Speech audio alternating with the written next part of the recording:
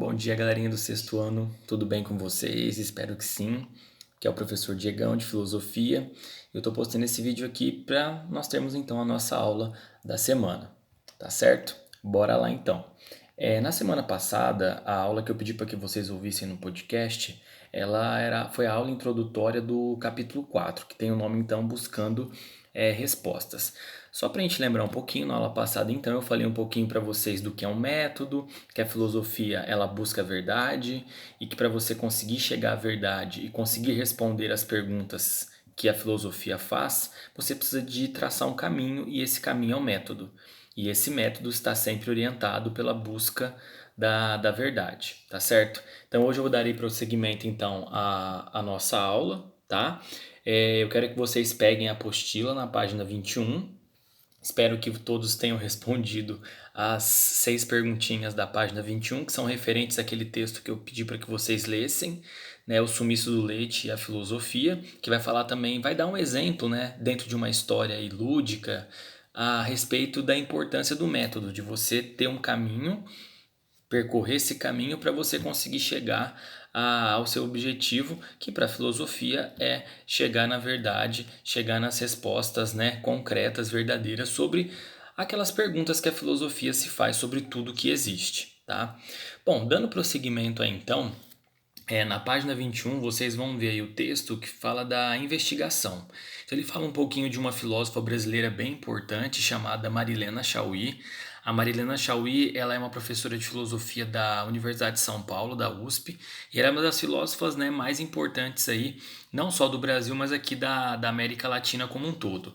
E ela tem um livro bem famoso e bem interessante para quem está querendo começar a estudar filosofia e que para quem gosta de filosofia, ela tem um livro chamado Convite à Filosofia. E a página 21, ela traz um trechinho desse livro para vocês, que eu vou ler aqui para vocês, quero que vocês acompanhem junto para depois eu explicar qual que é o conteúdo da aula de hoje, tá certo? Então aí nesse quadradinho, aí nesse quadradinho não, né? Nesse retângulo aqui mais cinza, ela diz o seguinte: a verdade exige que nós nos libertemos das aparências das coisas. Lembrem daquela frase: as aparências enganam. Exige, portanto, que nos libertemos das opiniões estabelecidas e das ilusões dos nossos órgãos do sentido, olfato, visão, tato. Em outras palavras, a verdade sendo o conhecimento da essência real e profunda dos seres é sempre universal e necessária, enquanto as opiniões elas vão mudar de lugar para lugar, de época para época, de sociedade para sociedade, de pessoa para pessoa. Bom, é um trecho bem interessante esse da Marilena Chaui, no qual ela vai falar algo fundamental para a filosofia e para a atitude filosófica, né? Para a atitude de filosofar ou de construir um pensamento crítico. Qual atitude é essa? O abandono das opiniões, o abandono das aparências. Lembra daquela frase que eu falei, as aparências elas enganam. Se a filosofia busca a verdade de todas as coisas que existem, e aqui ela fala que a verdade ela é universal, a verdade, o conhecimento vão ser diferentes das opiniões. É o que nós chamamos em filosofia de doxa. Lá na Grécia Antiga, o que era a doxa? A doxa eram as opiniões. As opiniões elas podem mudar, elas mudam de pessoa para pessoa, elas mudam de lugar para lugar, de sociedade para sociedade e de época para época. Então, as opiniões, geralmente, elas não são o conhecimento de fato. O conhecimento de fato é o que nós chamamos de episteme. Doxa são as opiniões, episteme é o conhecimento.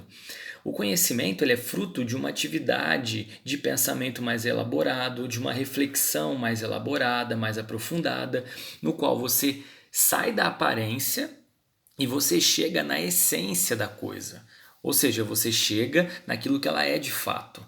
Na verdade, não se esqueçam que a filosofia ela busca questionar-se sobre tudo, mas sempre tendo como objetivo chegar ao conhecimento que é verdadeiro.